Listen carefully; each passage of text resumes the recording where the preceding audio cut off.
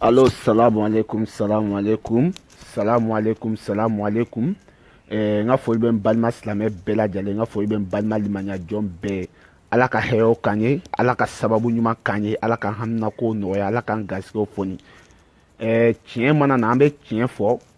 N y'o kuma fɔ, mɔgɔ si ka dɔrɔmɛ kelen tɛ ne Yusufu Ɲamankolo kɔnɔ.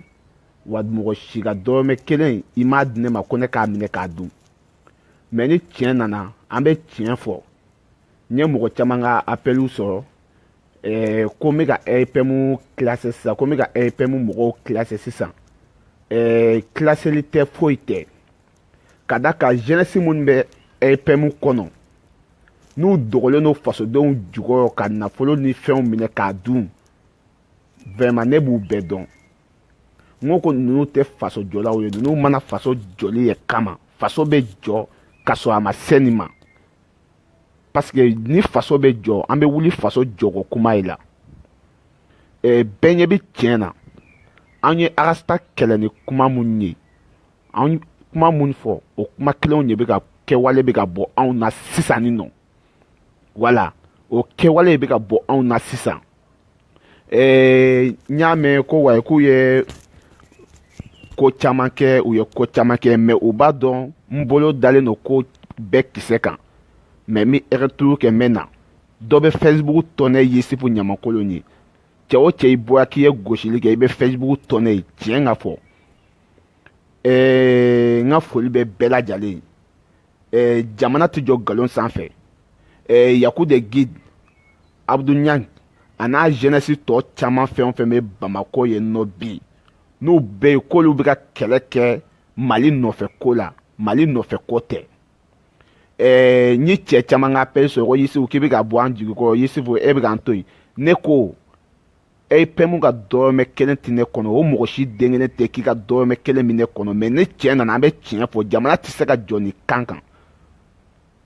Parce que aw ye kuma mun fɔ, anw ye arasta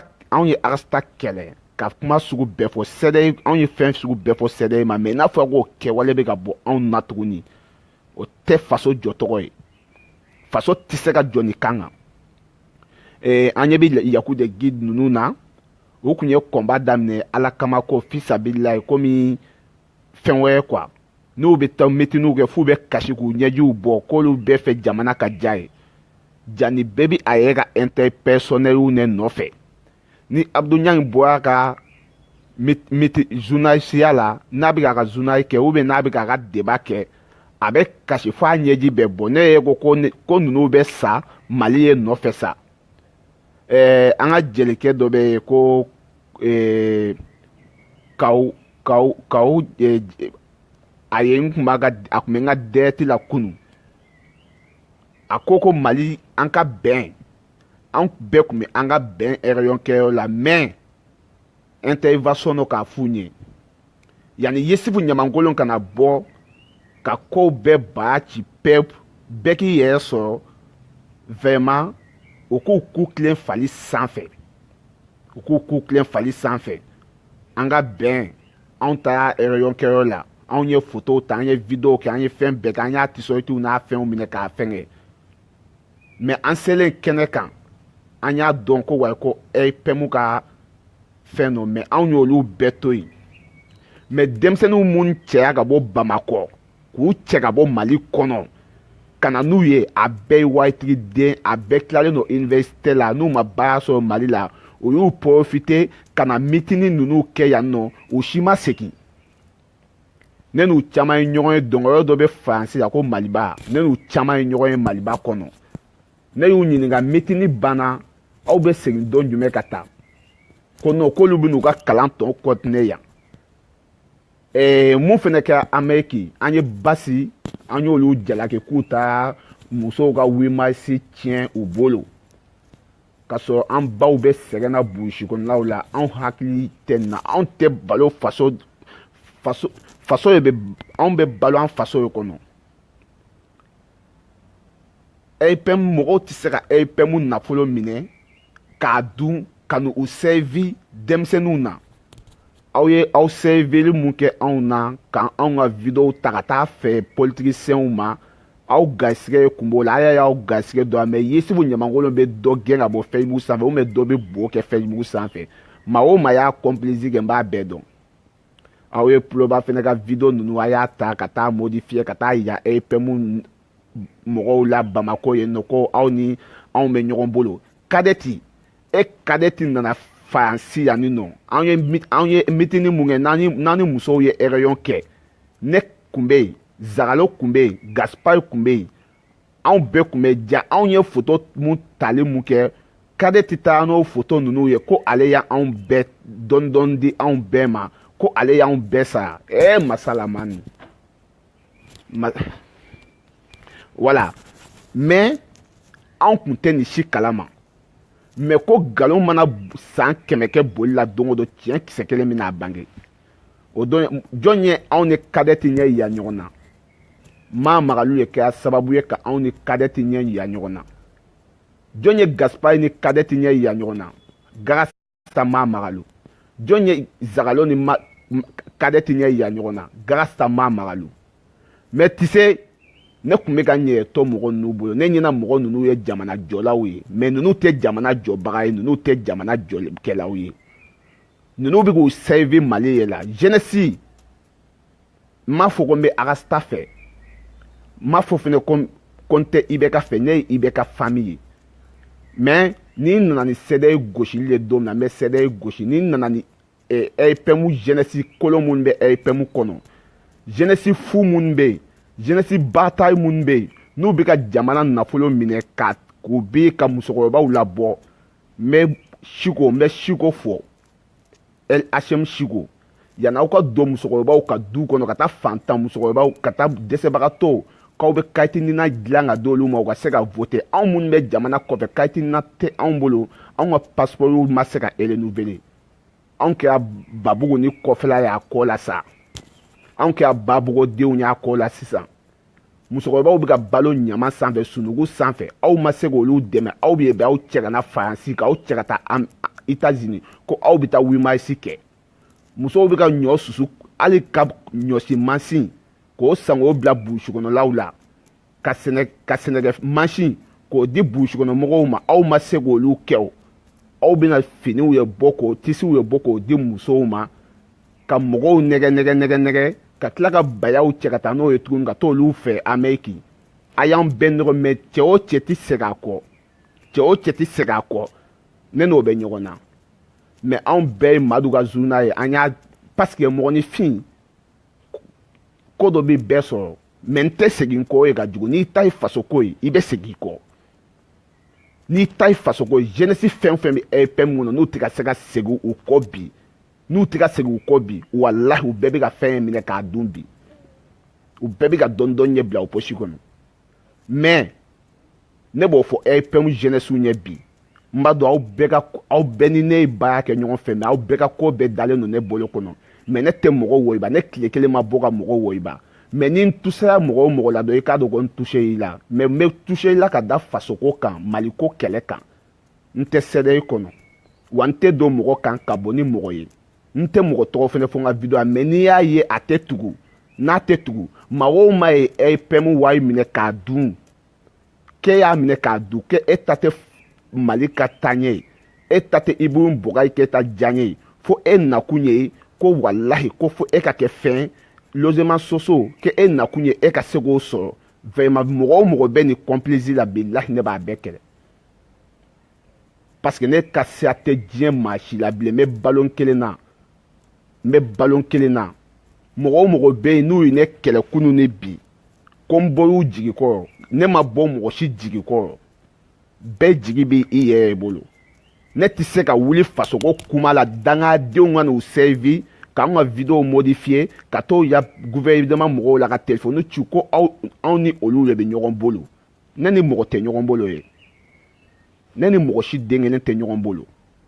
wa mɔgɔ kana fɔ k'i ni ne yisiw ɲamankolon bɛ ɲɔgɔn bolo parce que i ni ne ma jɛ jɛ la i ni ne tɛna jɛ jɛ la wala ala y'a kɛ an ta EPM mɔgɔw ka fɛngɛ la Faransi yan n ye participé la ko siɲɛ 2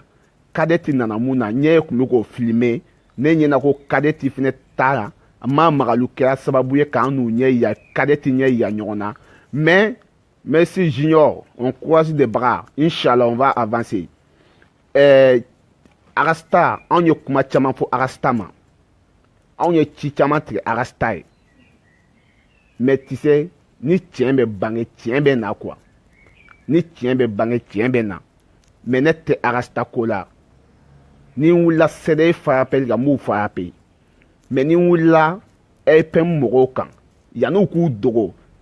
U ka bɔ joona ka explication di Yusufu Ɲamankolo ma komi tɔw bɛ ka explication di cogo min na ko Yusufu Ɲamankolo k'i bɛ ka changer ko Yusufu Ɲamankolo i bɛ ka bɔ an jigi kɔrɔ ye. Wato ne ye olu ka video kɛla ye sisan ne ye olu ka kumakɛla ye olu bɛ n'u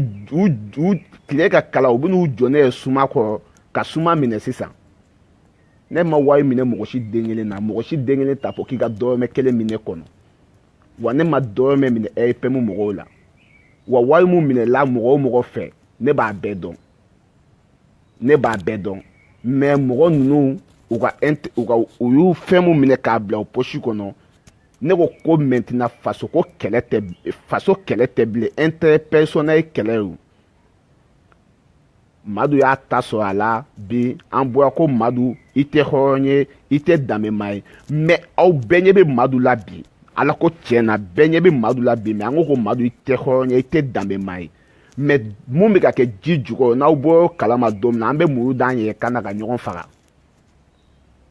parce que mun bɛ ka kɛ jukɔrɔ o ka jugu ni maaw ka vocal mun bɔra ye anw ɲɛ bɛ ka kule bi ko wa an bɛɛ tigɛra Madu la Madu man ka bɔ journaliste la bilen ko wa k'a bɛ kuma fɔ mɔgɔ ɲɛ a man ka bɔ a bɛ nin fɔ Madu ye faso janfa Madu ye faso fɛngɛ o ye tiɲɛ Madu ye faso janfa Madu ye faso fɛ mais Madu junior minnu bɛ dugu jukɔrɔ olu bɛ ka kɛwale mun kɛ bonjour bien olu bɛ ka kɛwale mun kɛ ji jukɔrɔ an bɛɛ ɲɛ b'o olu la bi an ɲɛ b'u la u bɛ ka kɛwale mun kɛ ji jukɔrɔ mais nin tɛ EPM nɔfɛ ko ye nin tɛ IBK nɔfɛ ko ye u bɛ ka intérêt personnel u bɛ k'olu ye ɲini sisan ka évoluer mɔgɔw jeli la ne ko ten tɔ ne bɛ segin n ka kuma kan maa o maa i bɛ ne soutenir maa o maa i tɛ ne soutenir ne t'i soutenir nkalon sanfɛ o de kama ni mɔgɔ si ma bɛn a la cɛ caman ye n ta antenne na kunu sɔrɔ ni kunu ni bi mɔgɔ caman bɛ ka n wele ko Yusu ko i bɔra an jigi la i bɔra an ka ko kalam i bɔra an kɔrɔ n ko n t'aw tɔgɔ fɔ n ka video la n t'aw kɔrɔ ma tigɛ mais ne ɲɛna ko aw ta ye fasoko kɛlɛ ye mais ne t'a dɔn ko Ibu Bɔkari Keyita kelen don ka aw sa ko aw bɛ nafolo ye minɛ ka don musokɔrɔbaw kan ka olu labɔ ko aw b'olu ka tɔn ninnu aw bɛ fɛti kɛ n'olu ye a fɛti fini o fini bɛ ka bɔ a bɛɛ ye Ibu Bɔkari Keyita ka finiw ye Ibu Bɔkari Keyita i ka tisi ale photo b'a bɛɛ kan mais est-ce que o ye 8 mars ya mais an bɛ tiɲɛ fɔ ɲɔgɔn ye tiɲɛ yɛrɛ bɛ fɔ ɲɔgɔn ye mun bɛ jamana jɔ tiɲɛ mun bɛ jamana bɔ nɔgɔ la an baw bɛ burusi kɔnɔ anw bɛɛ wolola burusi kɔnɔ hali n'an wolola Bamakɔ anw faw wolola burusi kɔnɔ ji tɛ dugu burusi kɔnɔ yɔrɔ dɔw la Bamakɔ bɛ tɔgɔ min na bi anw de b'a dɔn mɔgɔw bɛ ka balo ɲama sanfɛ mɔgɔw bɛ ka balo sununkun sanfɛ anw tɛna se ka kɛlɛ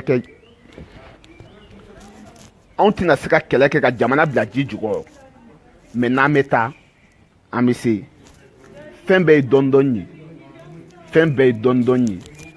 mais aw ye kuma minnu fɔ n tɛ kuma janya ka taa yɔrɔ la su na an bɛ ɲɔgɔn sɔrɔ yan su na n bɛna bɔ ni document fariman ba ye k'a di aw ma aw tɛna nimisa document mun na parce que Yusufu Ɲamankolo a mana don ko o ko la ni faso jɔko ko tɛ faso jɔliko kuma tɛ Yusufu Ɲamankolo tɛ to o tɔn na parce que u ko faso ye ka jɔ ko Mali ka bɔ nɔgɔ la ne nana ye ninnu ta tɛ faso jɔ ye ninnu ta tɛ Mali jɔli ye ninnu ta y'u yɛrɛ ka intérêt personnel ye mais ni ɲɛ b'a la bi u bɛ ka don an balakaw kan u bɛ ka don o kan Yakude Gidi Abdou Niang a n'a Keyite Karataw u bɛɛ lajɛlen ninnu si ta tɛ faso ko nɔfɛ kɛlɛ ye ninnu si ta tɛ faso nɔfɛ kɛlɛ ye ninnu bɛɛ ta ye logement sociaux mobili nɔfɛ ko fini ɲumanw nɔfɛ ko n'i ma se ka mun sɔrɔ EPM bolo bi i tɛna se k'o sɔrɔ bilen. I ma mun sɔrɔ AIPM bolo bi i tɛna se k'o sɔrɔ bilen. O kɛlɛ bɛ yen sisan nɔ. Voilà, kɛlɛ mun bɛ yen kama ni AIPM nakun tɛ Mali jɔli ye, a bɛ wuli ka bɔ yen. Mɔgɔ wɛrɛ mun bɛ se ka faso jɔ o bɛ na. Mɔgɔ tɛ se ka balo mɔgɔ si la bilen. Ni AIPM tɛ se ka Mali ka baara kɛ, anw tɛ se ka wariw minɛ k'a dun, ka an faw to ɲani na, k'an baw to ɲani na, ko wa k'o tɔ ye politiki nɔfɛ ko ye. N'u tɛ se ka Mali ka baara kɛ, u bɛ wuli ka bɔ yen. Minnu bɛ se ka Mali ka baara kɛ, o bɛ faso jɔ. Alpha Konɛ an ɲɛ b'o la, o bɛ ka mun kɛ Guinée. Sénégal président a bɛ ka mun kɛ bi. Président kura mun sigira Gambie, o bɛ ka mun kɛ bi. Côte d'Ivoire président Alassane Dramane Ouattara a bɛ ka mun kɛ bi. Mais n'a fɔ anw bɛ ka ne ko ko IBK ko ka di hali sini bɛ IBK supporter. Mais n tɛ faso cilaw ye supporter minnu bɛ ka faso ci. N'olu fana nakun ye k'u bɛ fara IBK kan ka jamana nafolo dun, u ni IBK bɛɛ u bɛ ji kɛ bitɔn na. Salamu alaikum, anw tɛ gɛrɛ kɔ, anw tɛ foyi kɔ. Buwaka bila, buwaka ta, buwaka fili, buwaka jan, buwaka kolongolo, buwaka don manabɛlɛ la k'a bɔn, anw tɛ foyi ɲini. Ni mɔgɔ mɔgɔ tɛ se ka Mali ka baara kɛ ka ban, i bɛ wuli ka bɔ yen. I bɛ wuli ka bɔ yen, mɔgɔ si kana fɔ ko cu ka tila k'a fɔ ca. Ne ye kungo ko n bɛ jeunesse ninnu dɛmɛ ka kɛlɛ kɛ. Ibrim Boubacar Keïta bɛ eli tɔgɔ min na a ka DG mana la. Mais ne Isufu Ɲamankolon nana ye jeunesse minnu bɛ ka fɛngɛ sisan, u tɛ fɛ ka Ibrim Boubacar Keïta élu, u b'u yɛrɛ ka intérêt personnel ye nɔfɛ. Maintenant an bɛ taa, an bɛ se. Mais bi n'i ko k'i bɛ kuma, n'u m'a fɔ k'i saralen don, ne Isufu Ɲamankolon n bɛ kuma, n bɛ wasa. Parce que depuis n bɛ kuma, n b'a fɔ mɔgɔ ka dɔrɔmɛ tɛ n kɔnɔ, n tɛ mɔgɔ ka tɔn na, n tɛ mɔgɔ ka parti tile la, n tɛ mɔgɔ ka foyi la. Ne Isufu Ɲamankolon de b'o fɔ n ka video bɛɛ la, cɛ si den kelen tɛ k'i b'o fɔ.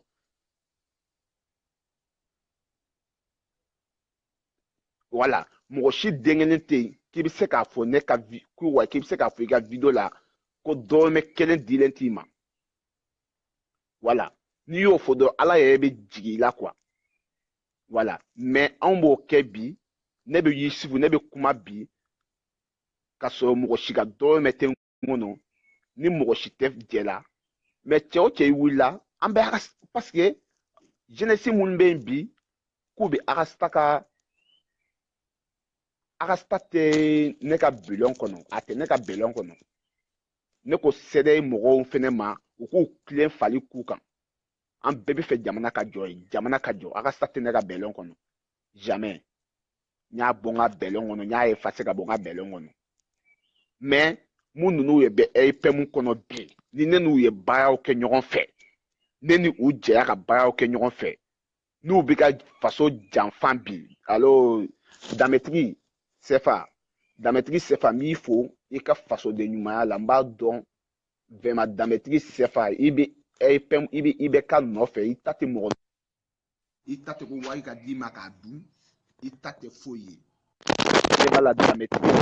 i fɛnɛ bɛ fo k'i waleɲuman dɔn, i fɛnɛ bɛ se k'i bolo kɔrɔta k'i ma dɔrɔmɛ kelen minɛ depuis i bɛ ka supporter daminɛ fo ka n'a bila bi la. Mais anw ye b'a dɔn wari mun minɛla anw kunkɔrɔ ko olu ni anw bɛ ɲɔgɔn bolo ka photo ta ni anw ye ka taa o yaya ko wayi ko u n'anw ye ɲɔgɔn ye Faransi yan ko photo ninnu filɛ. Ne Isufu Ɲamankolon sɔnna n'a sɔrɔ k'u tun bɛ k'u servir anw ye la nin ko la, AIPM tɛ lafiya ne bolo. 2018 tɔ ne b'a bɛɛ ɲagami. Cɛ mun bɛna 2018 tɔ ɲagami fo élection na ne Isufu Ɲamankolon. An b'an sigi an b'a tɔ bombarder tɔ lajɛ an bɛ taa. Jeunesse minnu bɛ Faransi k'u bɛ ka AIPM pousser k'u b'a élu ka sɔrɔ u bɛ galon sanfɛ a bɛɛ ye étudiants ni mun ninnu bɔra Mali la k'u bɛna 8 mars kɛ u ma sɔn ka segin bilen. U bɛ segin parce que anw yɛrɛ bɛ chômage la Faransi yan. N'olu nana fara anw kan komi tubabuw bɛna anw ka chômage sara u bɛ segin. U tɛ se ka to yan nɔ u bɛ segin u nana tɔgɔ min na u bɛ taa o tɔgɔ kelen na. Parce que anw yɛrɛ bɛ chômage la yan nɔ fɔlɔ. Voilà, parce que ni n ko n bɛ kuma, voilà, parce que ni ko k'i bɛ kuma i tɛna se k'a bɛɛ o Mariam Touré a bɛ di kan jumɛn b'i da ye mais on frappe on continue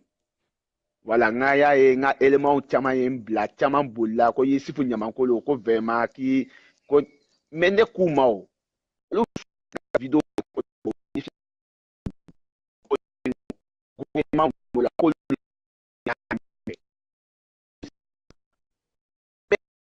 ba kɛ ko kan aw nana fa ma ni kadeti ne ya ɲɔgɔn na ba kadeti ya ɲɔgɔn na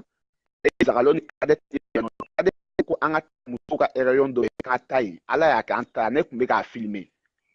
a don ye tuloba yɛrɛ ta dɛrɛti kan o don u taa n'o video n'o fɛn ko wa k'u ye Yusufu Ɲamankolo ninnu ni Gaspard ni Zagalo ninnu k'i m'a ye minnu tun bɛ kuma k'u to faransi ko u filɛ nin ye i y'a ye u taa n'o video ninnu ye ka to o fɛngɛ yan'o video fɛnɛ ka kɛ u nana ni Mali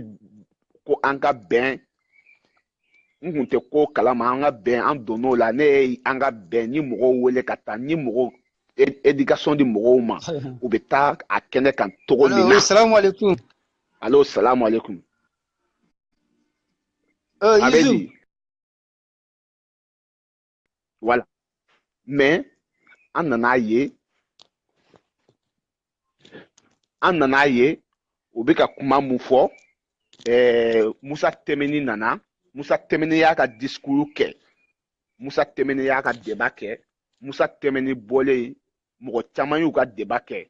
anw ye mɔgɔ caman recevoir anw ye mɔgɔ caman jigin mais anw kun t'a dɔn ko EPM mɔgɔw bɛ tan ni tɔ ne kun t'o dɔn EPM mɔgɔw ka ne kun t'a dɔn ko EPM bɛ tan bilahi n kun t'a dɔn k'u bɛ tan n'i tɛ politiki dɔn i tɛ politiki dɔn ni kuma o kuma bɛ fɔ EPM mɔgɔw ma kɛwale o kɛwale b'u la walahi a bɛɛ ye tiɲɛ a foyi tɛ ko nkalon bɛ mun na mais ne ye Yusufu Ɲamankolo k'a fɔ ko ne bɛ n sigi ka EPM mɔgɔw k'u soutenir u ka nkalon sanfɛ f'u ka changer n'u changera n bɛ changer mais ni u ma changer walahi Facebook ni sanfɛ mɔgɔ si tɛ bɔ k'i bɛ EPM ta ne ɲɛna n'i na dɔn n b'i walo n'i nana k'i bɛ dɔ fɔ EPM ma ko k'a tanu k'a sɔrɔ EPM ma baara kɛ mɔgɔw bɛ ka balo ɲama sanfɛ mɔgɔw bɛ ka balo sunugu sanfɛ aw ma se k'o dɔn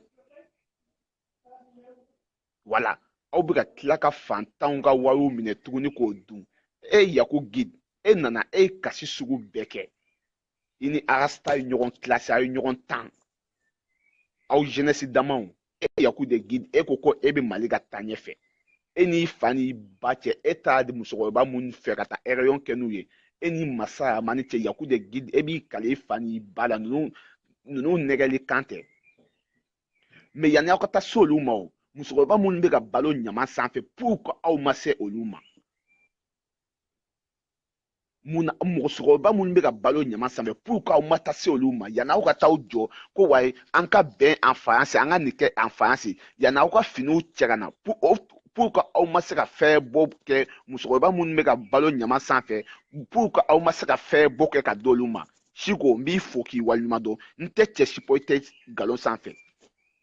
aw ye fini mun cɛ bɔ 8 mars fini ni Ibrim Boubacar Keïta photo bɛ fini ninnu kan pourquoi musokɔrɔba minnu bɛ ka balo ɲama sanfɛ pourquoi aw ma fɛɛrɛ bɔ k'olu ye k'o tafe di olu ma olu k'o sigi k'u yɛrɛ sutura k'o gileki don olu kan na k'u yɛrɛ sutura pourquoi aw ma se ka nin kɛ ko fantanw bɛ Mali kɔnɔ fantanw bɛ Mali kɔnɔ aw bɛ ka tɛmɛ fantanw na ka na nafolo di faamaw ma anw minnu bɛ faransi yan anw ma fɔ ko an dɛsɛlen don an dayirimɛ la anw bɛ k'an dayirimɛ anw b'a sɔrɔ k'a dun mais minnu dɛsɛlen don dayirimɛ la n'u dɛsɛlen don ka fɛɛrɛ bɔ la aw bɛ ka nafolo kusaya olu ma aw tɛ ka sɔn ka nafolo di olu ma aw tɛ ka sɔn ka fini sutara fɛn aw bɛ ka sutara fini pan olu kunna kabini o di anw ka faransi musow ma an bɛ ɲɔgɔn na yɛrɛ aw ye mun kɛ ko wayi ko Mali an ka bɛn nana kɛ an ka wolo tuguni n tɛ mɔgɔ ka jɛ la o n tɛ mɔgɔ ka jɛ la mɔgɔ o mɔgɔ bɛ na k'i bɛna jɛ kolon ɲɛ sigi k'i bɛna mɔgɔw fɛngɛ an bɛ ɲɔgɔn na yɛrɛ a tɛ dabila fo ka taa mun kɛ cɛ o cɛ ye wari minɛ k'i y'a bila i posi kɔnɔ i ni Yusufu Ɲamankolo bɛ ɲɔgɔn na cɛ o cɛ ye pɛmu ka fini si ka wima si kɛ grâce à Siko parce que Siko ye ko caman yanna Facebook sanfɛ n y'a ye n kasira ɲɛji la n kun t'a dɔn ko Bamako ko ja anw baw bɛ ka balo ɲama sanfɛ anw dɔgɔninw bɛ ka balo ɲama sanfɛ anw faw sɛgɛnnen dalen don banaw lujuyabagatɔw o dalen don se t'u ye dabali t'u ye anw tɛ ka se k'olu ka kɛlɛ kɛ anw bɛ ka kɛlɛ kɛ Ibun Bɔgɔyi Kɛta bɛ wari mun d'anw ma T-shirt ni tew ni sukaro ani a bɛ ta fɛn mun di anw ma anw k'a kala ko 8 mars ou bien Ju mars n t'a suguya dɔn bɛɛ b'i tilen fali k'u kan pɛn b'a tilen denmisɛnnin fɛn o fɛn bɛ faransi yan n'u bɛ ka étudier kɛ n'olu de bɛ ka campagne kɛ Ibun Bɔgɔyi Kɛta ye faransi yan wallahi la semaine prochaine bɛ bɔ n'a bɛɛ tɔgɔ ye ni danni dɛsɛra aw la n tɛ dɛsɛ aw la bilahi lezi parce que aw ni n jɛya n ɲɛna k'aw bɛ tiɲɛ kan mais n'aw tɛ tiɲɛ kan fɔ aw bɛ nkalon ɲɛ kan ko cɛ o cɛ bɛ IBK supporter ne ye IBK supporter famille ye mais ne tɛ Mali citɔ lajɛ ko IBK nɔfɛ ça jamais n tɛ CEDEAO la n tɛ CEDEAO kɔnɔ n tɛ se ka mɔgɔw fana nɛgɛ k'u kun yɛlɛma k'u t'u bila k'u ka taa voter IBK ye n t'o kɛ fo ka taa diɲɛ wuli n t'o kɛ denmisɛnnin minnu bɛ étudier la yan n'u bɛ école la yan n'olu de bɛ ka don foyer kɔnɔ ka taa don ani an ka marakaw ka tɔn minnu bɛ yen ka taa don mɔgɔw kan ka mɔgɔw la fɛngɛ ka mɔgɔw wele ka kan ka taa mitini kɛ IBK tɔgɔ la ou bien ka taa mitini kɛ yanni aw ka finiw cɛ ka bɔ Bamako ko aw bɛ na n'o ye faransi aw bɛ na n'o ye États-Unis ko 8 mars finiw anw baw bɛ ka balo ɲama sanfɛ anw dɔgɔninw bɛ ka balo ɲama sanfɛ anw dɔgɔninw tɛ ka taa école la fantanya ni gɛlɛya bolo olu tɛ ka se ka foyi kɛ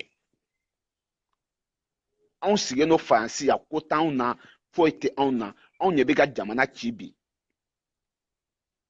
yaku de gidi n'a ɲɔgɔnw de bɛ ka balo faso la bi olu de bɛ ka balo faso nafolo kɔnɔ olu de bɛ ka faso nafolo dun Abdou Niang bɛ bɔ ka kuma Abdou Niang ninnu bɛɛ bɛ ka balo faso nafolo la bi ko IBK nɔfɛ ko tɛ Mali ka taaɲɛ tɛ bi o n'a ɲɔgɔnna caman mais min na n'a bɛɛ tɔgɔ ye komi nin semaine kɔnɔ ne donna dossier kɔnɔ n ye bɛɛ ta fan faamu mais n tɛna o si to yen bilen ganfɛ o ganfɛ k'a ta New York fo Bamako fo faransi yan wallahi maa o maa bɛ AEP minnu n b'a bɛɛ walon n bɛ bɛɛ walon parce que a si tɛ tiɲɛ kan avion billet bɛ ka ta ka di mɔgɔw ma jamanaw ni jamanaw cɛ yan'a ko avion billetw fɛngɛ aw y'o don fɛɛrɛbɔw la k'o di anw ba minnu bɛ ka balo ɲama sanfɛ anw fa minnu bɛ ka balo ɲama sanfɛ anw dɔgɔninw minnu bɛ ka balo ɲama sanfɛ aw ma se k'o nafolo don olu la aw ni ala na kiya cɛ aw b'o nafolo de ta ko na n'o ye jamana kɔfɛ ko aw bɛ ka 8 mars ni fɛngɛw fêter aw ta t'o ye aw ta t'o ye aw ta ka Ibun Bɔgɔyi Kɛta k'a ka fanga élu ka d'a ma aw ta t'o ye aw ta y'aw ka intérêt ye bonjour ça va bonsoir bien